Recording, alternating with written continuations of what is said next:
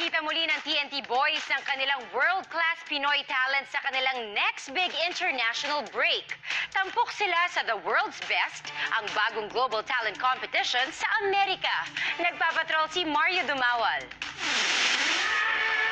Kasunod ng paghawat sa kanila ng Breaking Boundaries Award ng music channel na Wish 107.5, excited na ibinalita ng TNT Boys ang partisipasyon nila sa The World's Best, ang worldwide talent competition kung saan host si James Corden.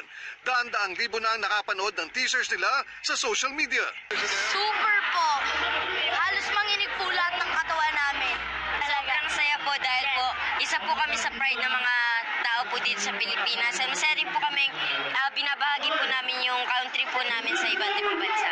Starstruck din ng TNT Boys sa mga judges, ang singer na si Faith Hill, actress Drew Barrymore at drag queen actor RuPaul. Sobrang sikat po ng mga judges at first time po namin sila nakita in person po.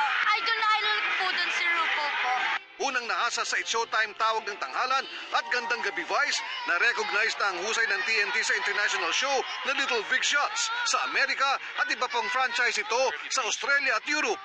Nagpasalamat sila sa mga fans, gayon din sa isa't isa sa gitna ng mga pagsubok sa kanilang shows. Kahit pause ako, tutulungan niyo ako and sa lahat ng mga practice natin, tutulungan niyo rin ako. Thank you sa inyong dalawa dahil sinasalo niyo yung mga high notes na hindi ko na nagagawa. Kaya maraming salamat sa inyo. I love you so much. Thank you very much guys kasi kahit ako yung may mali, iniintindi niyo pa rin ako.